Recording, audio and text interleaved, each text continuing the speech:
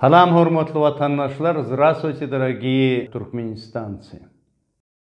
Men şol arada bir yanka bankamadın yanına adamlar vuruştu, sövüştü, pul yetenek, bir yurt içinlere manat yok. Bir adamlar bolsa bankamatlan ağzına yanka bir giycetine oçur tutup, ondan oçur ertesi uniyetiyemi şu alacak şol öz aylığını alıp men katı köseniye millet. Şol hakta bir gurrun etçek bolyanna. Nähili ýagdaýda düşünmeli bu zatlara. Ine men bir de gelýän habarlara görä, o Türkiýede, Russiýada bir Özbekistanda onu bunu türkmenin manada doli näçe çalışaýyn isen çalışyp bolýar. Ha? Türkmenistan o pul yok. Bir millete berilýän pul hakda gurrun etçek bolýan. Diýil, ozal bulara şol 1750 manat berilýärmi näme şol 500 dolar hasaby diýip näme diýerler. Onuň 3,5 manat ýanky 7 manat etdi, ýa-da şu deň ýaryp keseler. Bazaryň narhy üýtgana şol näçe olar galdygyça şo wagt bazaram şoňa hökman surat. Edil aýna ýüzüňe sereden ýalak destene şol üýtgemek bilen bolýar. Onuň üçin şu wagt bir manadyň sany dolar 25 manada yetti. Ol 7 sepezelli adamlaň şu alýan aýlygyna satyn alyp biljek. Şu manadyn hümmeti şol 7 sepezelen soň şu diýmek 500 dolardan şol 7 peselsen näçe şol 80 dolar töwerek pul bolýar. Oňdaşyndan bizim biznesmenlerimiz işlemäge mümkinçilik berenak. Ozal egerde dolarda şol daşary ýurda satylyp bizim ýurt içindäki biznesmenlerimiz şol manata satylýan bolsa harit şonu şol biznesde işleýän oglanyň baryny bir bogdy. Diýele ozal şol daşary ýurtda karbamidi 160 dolardan satýan bolsa şol içki bazarda satyn alýan biznesmenlerimiz şonu bir manatda şol 560 näme şoňa manat berýärler. Ol bir 23 dolar mı näme şoňa alap. Soň muny bular köpelde gordular. Ilki 1000 manada ýetirdiler. Soň muny 1,5 manada ýetirdiler. Ondan 2,000 manada etdiler. Ödem bar bu şertname baglanyşyp berler biznesmenler. Bu ýöne karbamid däl polipropilen bolsa. Bular baglaşyp durlar bolýan şoňa seretmän eýýän biz üýtgetdik sen şonu 2000 hasabynyň bermelilerle 2,5 manattan diýmek dolaryň şo 25 manattan şol edil deňeşin şol 100 dolarlyk haridi sen 2,5 manat töläp alaýman sen.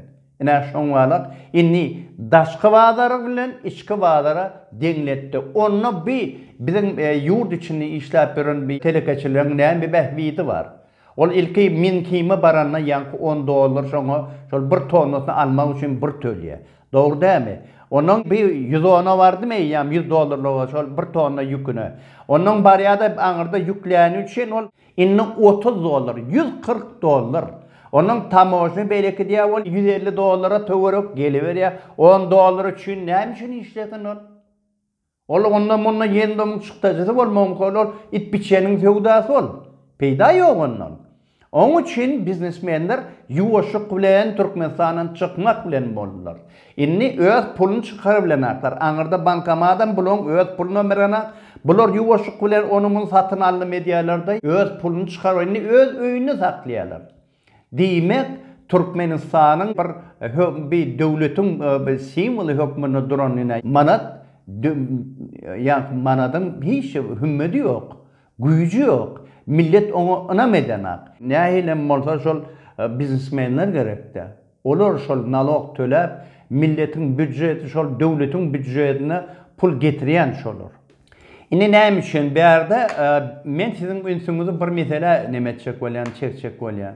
Bizim ýurt başymyzda oturan ýanky Haramda Berdi Muhammedow daşary ýurt firmalary bilen kontrakt baglaşanna diýeli şol Aretsi bolsun ýa-da Ahmet Şalyk bolsun şular bar nähili kontrakt baglaşanna şol etmeli iş üçin ýa-da bir zat satyn alan üçin şol 70% dolarda berse 30%ni şol ýa-da 50%ni manat bilen hem töläp bilýär diýip şol şertnama gelýär. Belan körük şondan başlanýar. Näme üçin Türkde şol pul bar? Çeşmelerin beriyen havarına göre Türkiye'de bizim manadımız qatıken. Öden berde Qarabağdarda şol 25 manat duryan bolsa, o tayda 25 manada Türkmenin 25 manadına $2,5 alıp bolýar. O nähili beýle bolýar? Näme üçin şo tap düşýär? Bir esasen şol yegenleri var, hajyk esasy şol meselen çözüp görün. Şam şymyr, şular kargo bilen 4 sany kargosy var. Kargonun üstünden şular pulunu urudýarlar manatny. Şo altın burgut diye, aşhavat diye, yende garlavaş diye, qarat 3-4 sany kargosy var. Şo manatlar şo tak gidip dur. Elbette manat olara gelýär, sebäbi olaryň atalary aňyrda şol avtoban salyp dur, $9 milyon var elinin içinde. Gerek eger şol nerede biznesmen bolsun, beýleki bolsun, şolardan gelip bar şol otayda 25 tane alýarmasa, olardan 20 tane manat gelip dur. O manaty bular ugru diýerler. Ugru diýerler Türkiýe. Türkiýede de ýörüýte villalar var. Ene şu villa seredin. Şo tayda şol yegenlen dinjalyan villa. Bir şey İstanbul'un Sarıyer diýilýän ýerine yerleşen villa şu. Şoňa mara ýene şoňa meňdeş diňe İstanbul'un içine 10-20 tane şoňalyk villa var. Şolaryň içi Türkmeniň manadyndan dolu bular. 500 miňden $1,5 milyon manada çenli şolaryň her gaýysyna var. Şol işleyen adamlar şolun içinde, şol villalarda bizim öz Türkmen yigitlerimiz motorluca aylanyp ýör. Olarda ýörüýte bir kommersiýa banklary var. Olar türkler döwüz diýär oňa. Şol döwüzde bular günne aylanyp 30-40 sana şo döwüzüň içine aylanyp ýördur. Näzere edin şo döwüzler, ene şolaryň hemmesi şo taýda aylanyp ýörlerde bular şol manady tapşyrýarlarda her 25 manada $2,5 alýarlar. Diýmek, özüňiz hasaplap görüň, häzir elinde 1000 manat bolsa, sen Türkmenistana şondan häzir alybiljek puluň $40. Emma Türkiýe barsaň, sen şoňa eýýäm uje $100 alýan sen. $60 tapawdy nede. Şol $60 kimiň behbidi? Näme üçin şol Türkde bardy? Näme üçin Türkmenistanda ýok şol? Türkmenistan'da şol közenip gören adam mara bular çağalaryny okugyny urup bilen aklar.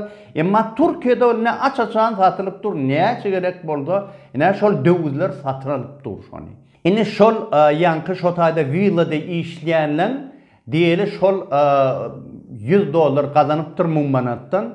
Şondan şol diýeli şoň $40 şol beýlek gelýänçe, şo barýança, şo manat barýança aýrylypdyr. Şonu da $60 galýar. Şol motorly aýlanyp çykýaran oglanlar var. Olaryň her gaýsyna $100dan $2 berýärler. $98 galýar $100dan. Diýmek $98dan hem $40 aýran soň şo taýda $58 giýirdeji gelýär. Indi döwüz diýilýän şo näme üçin satyn alýar? Ol esasy lira satýar, beýleki satýar, şol näme üçin alýar şonu?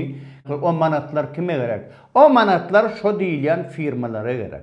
Şo firmalar gelýärler bir nemeni alýarlar. 25 manada $2,5 berilýän nemeli firmalar. Oňa kime ätäç o kimiň behbidi? Ol bir şol Ahmet Çalykkalyk firmalar şoňa meňdeş şolary behbiddir.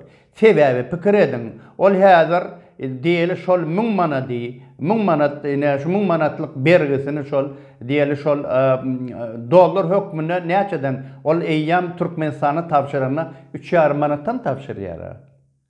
Şol 1000 manada diýeli şol Türkmenistana berenne eýýam ol öz bergisiniň ucundan $285 gowrak pul geçirýär. Pikir edin. Onun behvidi bar ekennämiň. Ýöne bu behwidin nirden mo nähile bolsa bir sebäbi bolmaly, ol nirden gelýär bu zatlar. Nädip muňalak zady döredip bolýar. Näme üçin bu bolýar? Inna ahyry şol aýdan görümüz jemläp aýdamyzda şol sebäbi şu ýanky haramda berdi Muhammedowyň doýmaz, dolmaz bednewisligi ödem şeýle daşynnaky tohum tijem şeýle. Ol görnek çekkala ol.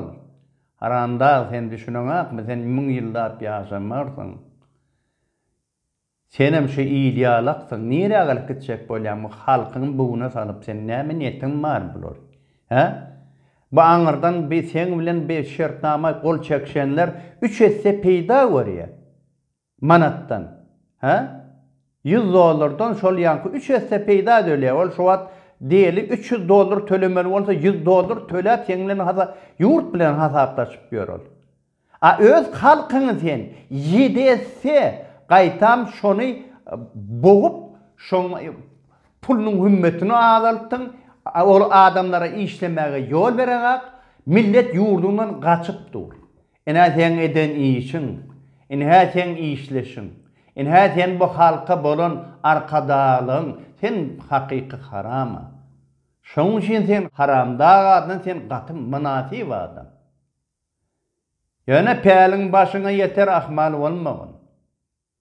Sen ýygy şu zatlara hökman suratda jogap bermeli bolsun. Halkın hakkı var. Narod imeyt prava.